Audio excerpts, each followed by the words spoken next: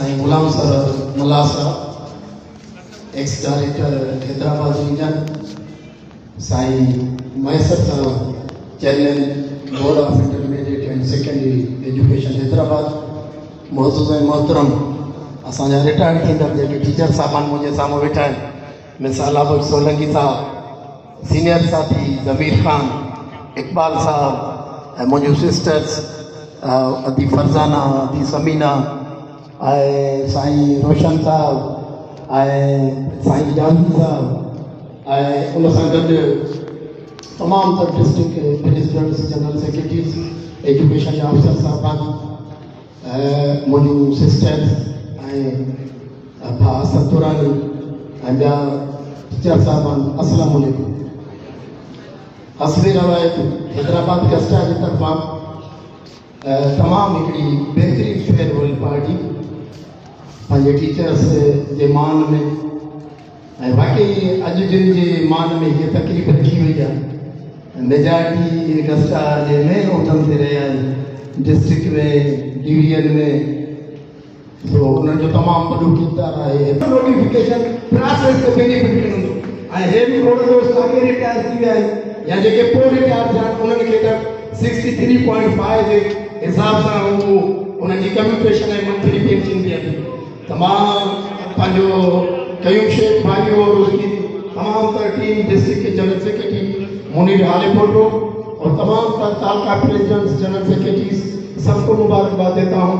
तो उन्होंने मामून चौहान की लीडरशिप में बड़ी अच्छी है कि और भी तकरीब आज सजा ली और गुड मैसेज दिया कि जो टीचर्स, जो अफसर अपनी डिपार्टमेंट के अंदर खिदमत करते हैं तो उनकी रुखसती भी अच्छे अंदाज से होनी चाहिए और वो हो रही है। तो मेरे दोस्तों, यहाँ एक दोस्त ने शायरी पेश की तो वो थी प्रोटेस्ट के हवाले से, तो आज बड़ा मजबूर है, थोड़ी सी बातें ज़रूर होंगी क्योंकि मैंने तो पहले ही सोशल मीडिया के तौर पे या इलेक्ट्रॉनिक मीडिया पे तो मैंने वो सारी बातें तो आलम आशकार है, कोई लिखी छुपी बात कोई भी नहीं। असांजी जेका तहरीक हली वाली पेंशन जा जेके रिफॉर्म जे नाले ते नोटिफिकेशन हो, उहे तव्हांजा पेंशन जा नोटिफिकेशन रुकियल आहिनि।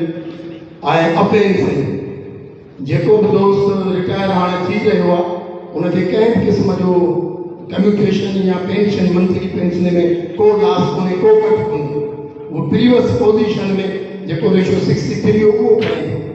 असांजी कोशिशि आहे त अपेंडिक्स वर्ड खे हटाए इहो केस में विधजान थी वञे, फॉर एवर थी वञे। थी सघे थो जॾहिं मौजूदु चीफ मिनिस्टर न हुजे, मुराद अली शाह साहब चीफ सेक्रेटरी न हुजे, मां सी जो चेयरमैन न हुजां, सेक्रेटरी फाइनेंस न हुजे, वरी को डिक्टेटर अची वञे हिन सूबे जे अंदरि त असां मां नथो सम्झां इहे नोटिफिकेशन हाणे वरी कंहिंजे रुख में ईंदियूं न। इहे 3 नोटिफिकेशन आहिनि जेके अपेंडिक्स थियल आहिनि। फर्स्ट आहे 31/7/2025 ते जेका तव्हांजी पेंशन जो रेशो माइनस कयो वियो आहे 63 मां 15%। ॿियो नोटिफिकेशन आहे 6 अगस्त 2025 ते फैमिली पेंशन जा जेके क्लासिस आहिनि उन में तरमीम कई वई आहे। ऐं टियों नोटिफिकेशन आहे वॉलंटरी जेके करे जेको मुलाज़िम रिटायर थो करे वो 18 अगस्त जो। इहे 3 अपेंडिक्स आहिनि, सिर्फ़ 3।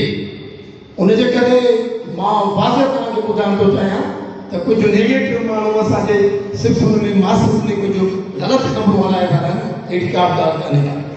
फैमिली पेंशन जे क्लासिस में ॾिसो इहो एक्ट पास थियल नोटिफिकेशन तव्हां सभु पढ़िया लिखिया तमामु ॻाल्हि माण्हू गवर्नमेंट जी जेका बि शइ को एक्ट चेंज थींदो उनजो एप्रोप्रिएट फॉर्म हूंदो, उहो उन रूल में तरमीम कंदो, उन कानून में तरमीम कंदो। फैमिली पेंशन वॉलंटरी रिटायर इन जे में बि इन ते गवर्नमेंट ॻाल्हायो असां कोन्हे, बाक़ी 31/7 वारे नोटिफिकेशन में कंहिं क़िस्म जो को ख़लाफ़ कोन्हे को। ऐं इंशाअल्लाह ताला ही सूबो फेडरल गवर्नमेंट ऐं पंजाब गवर्नमेंट उते पेंशन जा न्यू नोटिफिकेशन इम्प्लीमेंट आहिनि, पेंशन रिफॉर्म्स जा। तव्हां जी ताक़त अल्लाह साईं जी महिरबानी सां पाण उन्हनि खे वरिताए वेंदो हिन सूबे जे अंदरि।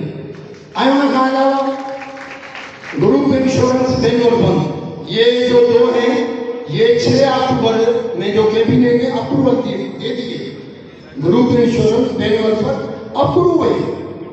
पहले भी मैंने कहा है, लेकिन कैबिनेट ने डायरेक्शन दिए हैं सीएस और फाइनेंस सेक्रेटरी को कि मैकेनिज्म बना के कैबिनेट में पेश करें। वो पीरियड था 30 डेज, लेकिन ये 60 डेज हो गए।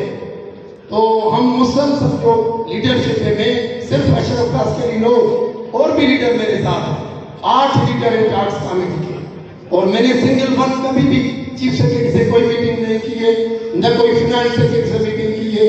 अगर कोई भी सी के 4 डिमांड पे मीटिंग हुई है तो तमाम का लीडर मेरे साथ है, अकेला मैं कभी भी नहीं गया। तो वो उसका मैकेनिज्म तकरीबन वो फाइनल हो गया है। अब फाइनेंस सेक्रेटरी आज कैबिनेट है तो वो संजय कपूर से बाहर गया था, वापस आ गया।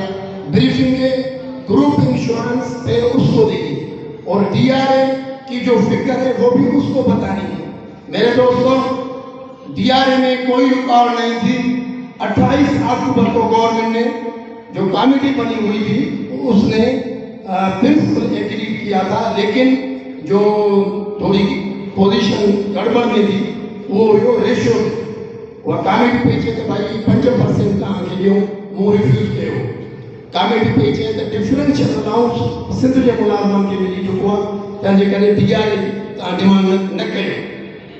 वाकई जेकॾहिं सिंध में डिफरेंशियल अलाउंस हो त पंजाब वटि स्पेशल अलाउंस हो, ऐं फेडरल गवर्नमेंट में डीआरए डिस्पैरिटी रिडक्शन अलाउंस 2 नाला रखियल आहिनि, पर असां वटि सरेंडर न कयो। मूं चयो कमेटी खे तव्हां सिर्फ़ु येस कयो त तव्हां डीआरए सिंध हुकूमत ॾींदी, रेशियो कैबिनेट ते। हिते कुझु रिटायर्ड दोस्त वेठा आहिनि, ज़मीर खान असांजो तमामु सीनियर साथी आहे, ॿियूं हुन सिस्टर्स कुझु रिटायर्ड मूंखे हिते चई वियूं। मां गुज़ारिश इहा कंदुमि त ग्रुप इंश्योरेंस ऐं बेंगलोर फंड 1967 जो एक्ट आहे, ऐं ग्रुप इंश्योरेंस 1979-80 जो एक्ट आहे, जंहिंमें गवर्नमेंट खे तरमीम करे ऐं पेश करिणो आहे त हिन जी पेमेंट तव्हां कीअं कंदव। असां चऊं था 1980 खां पोइ जेके बि रिटायर्ड सिंध जा मुलाज़िम आहिनि उन्हनि खे ग्रुप इंश्योरेंस बेंगलोर फंड मिलणु खपे। पैसो उन्हनि जो जेके ज़िंदा आहिनि ऐं पैसो उन्हनि जो कटिजी उन्हनि जे अकाउंट में आयो।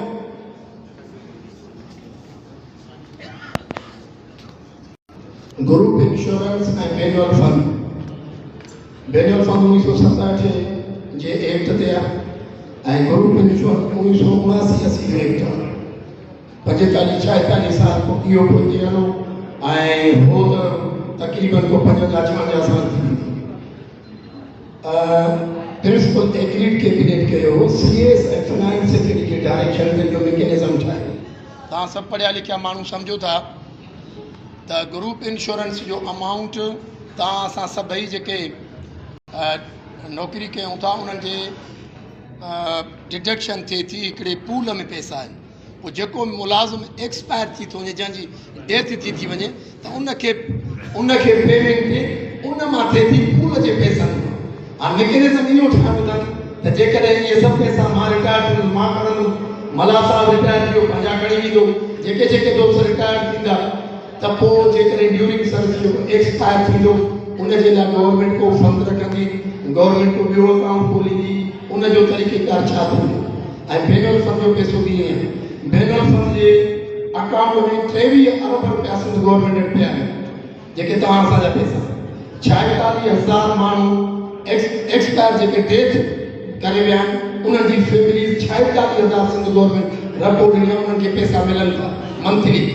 हाणे उन्हनि जो तरीक़ेकार छा थींदो जेकॾहिं असां सभु पैसा खणंदासीं, उनमें कंहिं क़िस्म जो को ख़लफ़शात कोन्हे को, ऐं डिले थियो आहे। ऐं चीफ सेक्रेटरी असां सां 28 नवंबर ते चयो हो त 15 ॾींहं घर ॾियो, सिर्फ़ु 15 ॾींहं फाइनेंस वारा कंप्लीट करे ऐं पेश कंदा।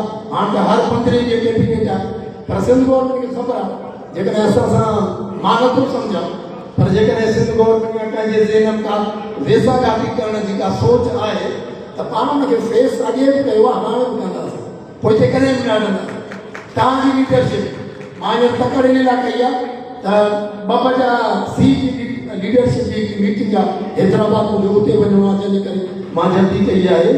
ऐं असां जेके भॻवान तां इलेक्ट कया आहे असां ॾिसंदासीं त गवर्नमेंट किथे किथे जेकॾहिं वैसा गति करण जो सोचे थी त फिल फोर असां तव्हां अॻे रोड ते अची वेंदासीं, प्रेस कॉन्फ्रेंस थींदी, असां कंहिं क़िस्म जी का रिआयत न कंदासीं। ॾिसो पेंशन नोटिफिकेशन तव्हांजा रोकियल आहिनि, group insurance bangle fund cabinet जो अप्रूव आहे, मैकेनिज्म घणा ॾींहं कंदा, महीनो ॿ महीना केतिरी डिले कंदा, बाक़ी DRA तव्हांखे कैबिनेट ॾींदी, मसइलनि 4 तारीख़ को 5-6 मसइलो ॿियो को इन कंहिं क़िस्म जो इंक्लूड कोन हो। ऐं असां कंहिं बि क़िस्म जी का बि तव्हांजी लीडरशिप सुस्ती न कई आहे। इंशाअल्लाह ताला जीअं नोटिफिकेशन रुकिया ॿिया मामला कीअं वठी सभु सुरखुरू थींदासीं। तव्हां सभिनी वॾी महिरबानी, थैंक यू। मां जेके भी मुंतज़मीन मैं उसको मुबारकबाद देता हूँ, उन्होंने बहुत अदर स्टेक होल्डर्स जो हमारी सिस्टर एसोसिएशन है उनकी लीडरशिप भी यहाँ मौजूद है, हमारे अफसरान भी इधर मौजूद है, इंक्लूडिंग बोर्ड के चेयरमैन भी इस तकरीब में